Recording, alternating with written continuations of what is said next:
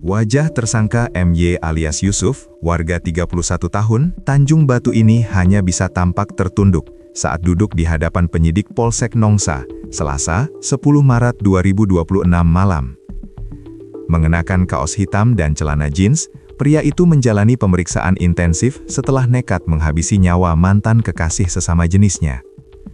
Meski tertunduk, dari raut wajahnya nyaris tak terlihat penyesalan.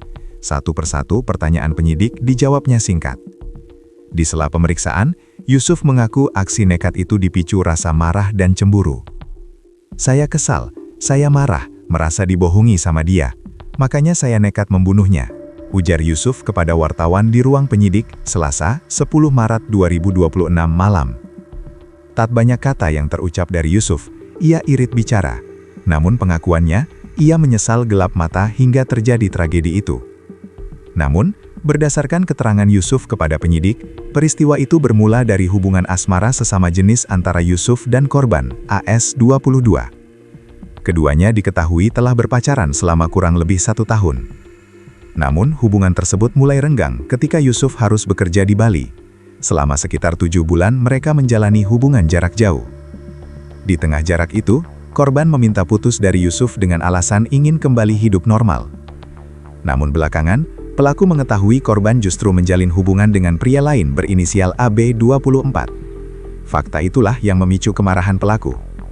Pada Selasa, 10 Maret 2026, sekitar pukul 11:20 WIB, Yusuf sengaja menyewa rumah di depan rumah korban, melihat AS keluar dari rumahnya.